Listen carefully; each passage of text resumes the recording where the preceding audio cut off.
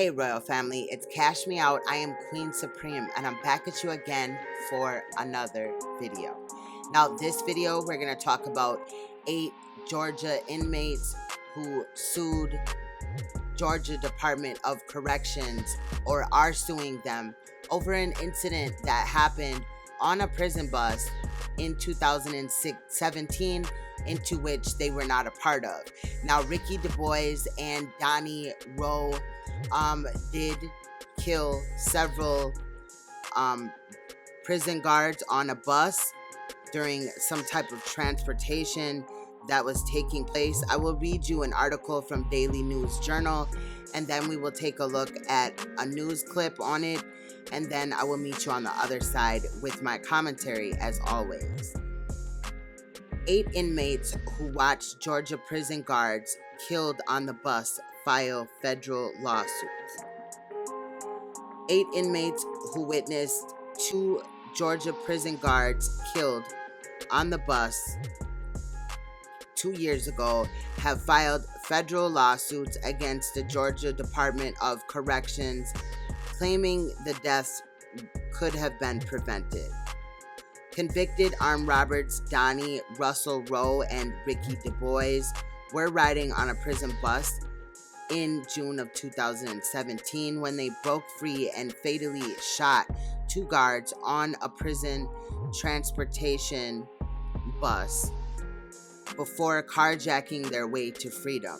The felons are awaiting trial in Georgia and face the death penalty if convicted of killing correctional officers Christopher Monica, 42, and Curtis Ballou, 58.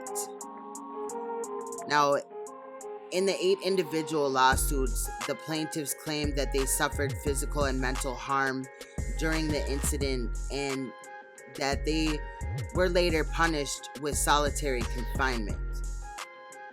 Each lawsuit seeks a jury trial and at least $250,000 for each man and was filed by Kennesaw attorney Ked Salter on behalf of the following plaintiffs: Geiger, James Clifford, Timothy Elijah Faison, Timothy Brian Dotson, J.D. Powell Jr., Samuel Moss, Dennis Robertson, Timothy Arnell, Gideon Jr., and Christopher Trammell. According to the Atlanta Journal-Constitution, in a recorded interview played during a hearing last June, Du Bois told FBI and Tennessee Bureau of Investigation agents that he seized the opportunity when he noticed the gate separating officers and inmates was unlocked. The guards had failed to double lock the prisoners' handcuffs and that one of the officers was asleep. The men escaped, according authorities said, carjacking a Honda and held a couple of hostages for several hours before stealing another vehicle. Authorities then apprehended them in Murfreesboro after a 3-day manhunt. After the guards were killed, the suit states the state of Georgia conducted an investigation and found rules for transporting prisoners had not been followed.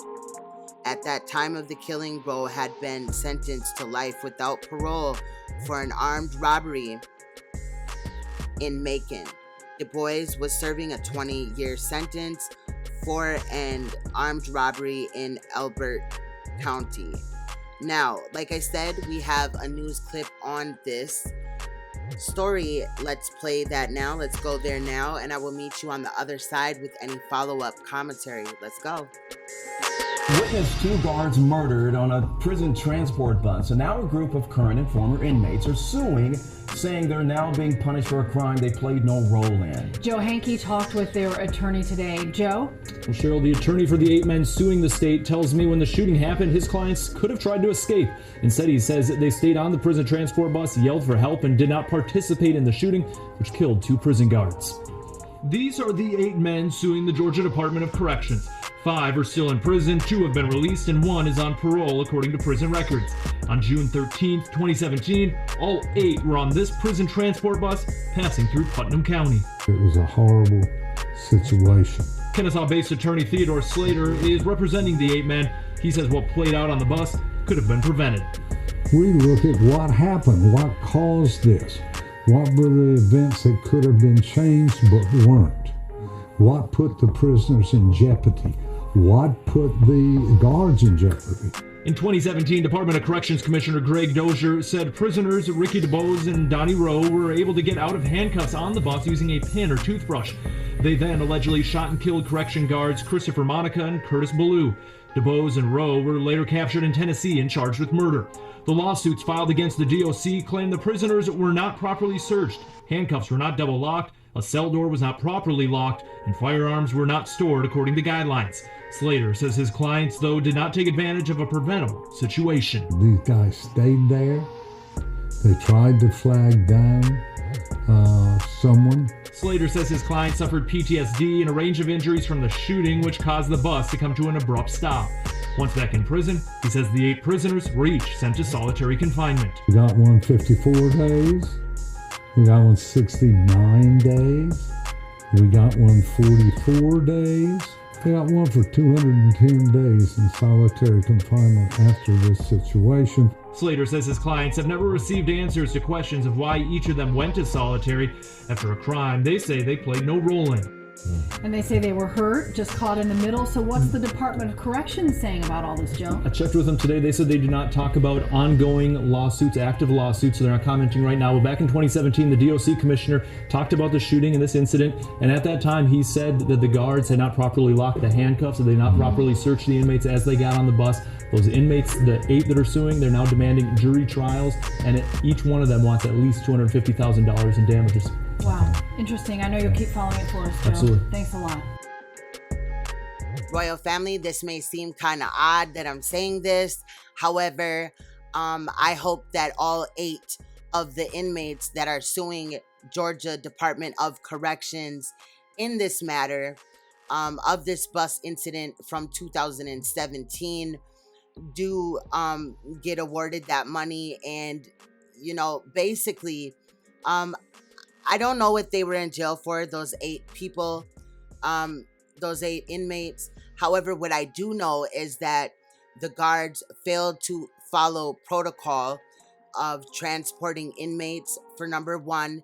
For number 2, I know that none of those 8 inmates attempted to leave or were at any point in time where their handcuffs, taken off or attempted to take off by these 2 men that had committed these murders of these prison guards. Again, I don't know what they're in jail for, but I know that this situation, Royal family, was not their fault. And of course, witnessing something like that, they may have, seen things that may have affected their minds going forward. So Royal family, what is your take on this story? Because to me, I feel like when you work corrections or apprehension of any sort, you should follow protocol. There's a reason why there is protocol. And basically, we saw the reason why this protocol takes place, because if it doesn't, somebody may lose their life in the long run. Now, I will continue to look at this case because, again, I am rooting for these inmates. I would hope that they would do something good with that money. However, I do not feel like in the least bit that they participated or had any knowledge going forward, beforehand with this situation. I think that the 2 men that had killed these prison guards were solely to blame. So to put them in solitary confinement was petty as hell and bogus as hell. And these men should be compensated for that treatment as well as for what they saw on that bus. Do shit the right way. There's protocol for a reason. Otherwise, again, this could cost somebody their life. With that said, Royal family, I will continue to follow along with this story because I do think that these 8 prisoners or, prior prisoners do deserve, some payout in this manner. And they were treated unfairly in the least bit. Now, that's all I have right now. I will see you in another video. Stay you, stay royal, stay uncompromisable. Be sure to leave your opinion on this story or any information that I may not have seen in the comment section, or feel free to email me at queensupreme369@gmail.com. Much love. See y'all later. Bye-bye.